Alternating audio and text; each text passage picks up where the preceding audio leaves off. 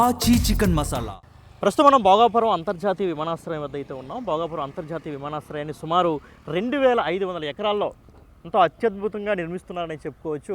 అంటే సుమారు 2000 మంది కార్మికులు నిత్యం సుమారు అంటే ఈ యొక్క కూటమి ప్రభుత్వం ఎప్పుడైతే వచ్చిందో అప్పటి నుంచి కూడా అంటే ఈ 2 ఏళ్లలో సుమారు 80% పనులు పూర్తి చేస్తుందని మనం చెప్పుకోవచ్చు. చూసుకోవచ్చు కార్మికులందరూ కూడా లోపలికి వెళ్తున్నటువంటి పరిస్థితి మనకు కనిపిస్తూ ఉంది. అదేవిధంగా అక్కడ మనం జేసీబీలు చూడొచ్చు, పనికి సిద్ధంగా ఉన్నటువంటి పరిస్థితి. అంటే 24/7 ఇక్కడ పనులు అయితే నిత్యం జరుగుతూనే ఉన్నాయి. అంతే ఎంత స్పీడ్గా పనులు జరుగుతున్నాయో ఒకసారి మనం అర్థం చేసుకోవచ్చు. ఎందుకంటే గత ప్రభుత్వం హయాంలో సుమారు 17 నుంచి 20% పనులు పూర్తయితే ప్రస్తుతం ఉన్నటువంటి కూటమి ప్రభుత్వం హయాంలోనే సుమారు 78 నుంచి 80% పనులు మనకి పూర్తయినట్లు మనకి చాలా స్పష్టంగా తెలుస్తూ ఉంది. ఎందుకంటే ఎటు చూసుకున్నా కానీ మొత్తం అంటే సుమారు ఇప్పటికే ప్రారంభోత్సవానికి సిద్ధంగా ఉన్నటువంటి పరిస్థితులు మనకి చాలా స్పష్టంగా కనిపిస్తున్నాయి. ఇప్పటికే మనం రన్వే ప్రకారం చూసుకుంటే రన్వే అయితే 100% పూర్తయింది. దానిపై ఇప్పటికే ఒక టెస్ట్ ఫ్లైట్ కూడా మనకి చేయడం అంటే ఒక టెస్టింగ్ కూడా చేశారు. ఎందుకంటే ఢిల్లీ నుంచి ఇక్కడికి అంటే ఈ ఎయిర్పోర్ట్కి రావడానికి ఒక ఎయిర్ ఇండియా విమానంతో కేంద్ర పౌర విమానయాన శాఖ మంత్రి రామ్మోహన్ నాయుడు కూడా రావడం జరిగింది. వచ్చి సమీక్ష నిర్వహించడం జరిగింది. అంటే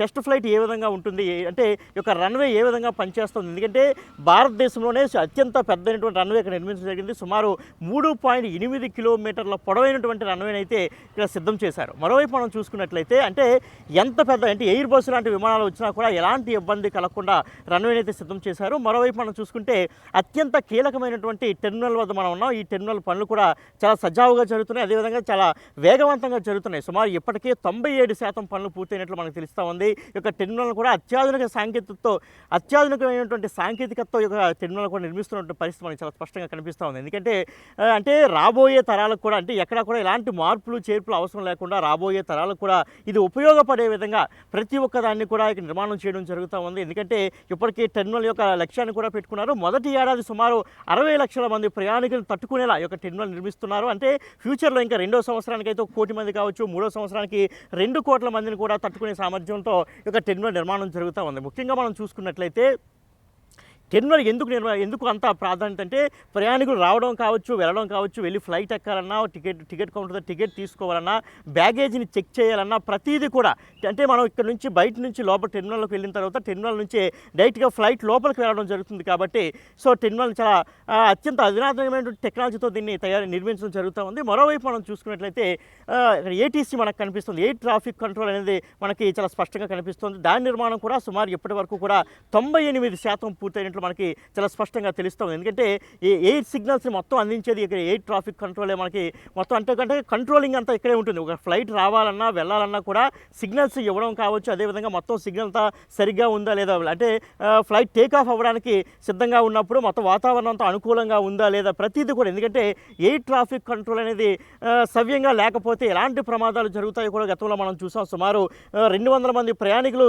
ఒకే ఫ్లైట్లో చనిపోయినటువంటి పరిస్థితులు కూడా మనం చూసాం. రీసెంట్గా మనం చూసుకుంటే గుజరాత్ మాజీ ముఖ్యమంత్రి కూడా చనిపోవడం జరిగింది రీసెంట్గా మనం చూసాం. అంటే దేశంలో ఇలాంటి సంఘటనలు అనేక నిత్యం జరుగుతూనే ఉన్నాయి. చాలామంది ఇబ్బందులు పడుతూనే ఉన్నారు, ప్రాణాలు కోల్పోతూనే ఉన్నారు, వాళ్ళ కుటుంబ సభ్యులు ఎంతో బాధను అనుభవిస్తున్నారు. అంటే ఇక ఎయిర్ ట్రాఫిక్ కంట్రోల్ అనేది వ్యవస్థ సరిగా లేకపోతే ఎంత ప్రమాదాలు జరిగే అవకాశం ఉందో చాలా స్పష్టంగా మనం చూస్తూ ఉన్నాము నిత్యకృత్యంగా. సో ఇవన్నీ మనం చూసుకున్నట్లయితే ఓవరాల్గా మనం చూసుకుంటే 97.5% పనులు అయితే పూర్తవుతున్నాయి.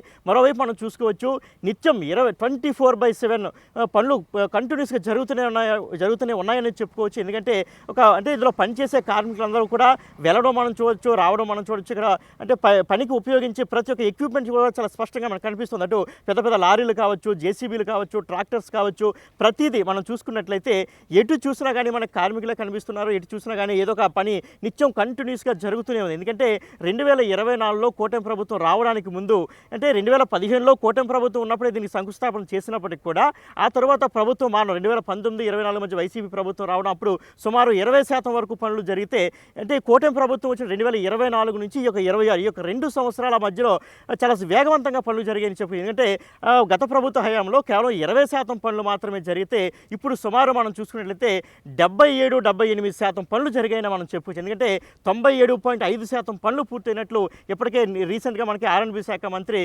మనకి ప్రకటించడం జరిగింది.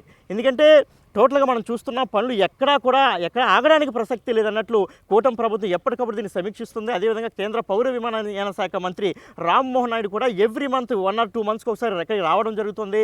వచ్చి పనులు ఎలా జరుగుతున్నాయి ఎప్పటికప్పుడు, ఎందుకంటే ప్రభుత్వం అనుకున్న లక్ష్యానికి, ఎందుకంటే ప్రభుత్వం ముందుగానే జూన్ జూలైలో పూర్తి చేయాలి ఒక ప్రాజెక్ట్ని ఒక లక్ష్యంగా పెట్టుకుంది. ఆ లక్ష్యానికి అనుగుణంగానే కేంద్ర పౌర విమానయాన శాఖ మంత్రి కూడా పనిచేస్తున్నారు, నిధులు తీసుకొస్తున్నారు. ముఖ్యంగా మనం చూసుకున్నట్లయితే అంటే ప్రతి ఒక్కదాన్ని మనం ఇక్కడ కన్సిడర్ చేయాల్సినటువంటి అవసరం మనకు కనిపిస్తుంది. సుమారు 2500 ఎకరాల్లో ఈ యొక్క ప్రాజెక్ట్ నిర్మిస్తున్నారు. సుమారు అంటే మనకి ఒక భారీ ప్రాజెక్ట్ అనమాట. ఎందుకంటే ఇదంతా కూడా అటు విశాఖపట్నం కావచ్చు, శ్రీకాకుళం కావచ్చు, విజయనగరం మొత్తం ఈ 3 జిల్లాలు, అంటే ఈ 3 జిల్లాలను కలిపి మన ఉత్తరాంధ్ర అంటే ఈ ఉత్తరాంధ్రకి ఒక మణిహారంగా ఇది మారబోతున్నటువంటి పరిస్థితి. సో అంటే ఈ యొక్క డెవలప్మెంట్ కానీ చాలా అంటే ఎంత వేగంగా జరిగితే అంత మంచిదని కూడా మనం చెప్పుకోవాలి. ఎందుకంటే ఇక్కడ రియల్ ఎస్టేట్ చాలా వేగవంతంగా పెరిగే అవకాశం ఉంటుంది. అదేవిధంగా ఉపాధి అవకాశాలు కూడా చాలా వేగవంతంగా వస్తున్నటువంటి పరిస్థితి కాబట్టి ప్రభుత్వం దీన్ని చాలా ప్రతిష్టాత్మకంగా తీసుకొని పనిచేస్తుందని మనం చెప్పుకోవాలి.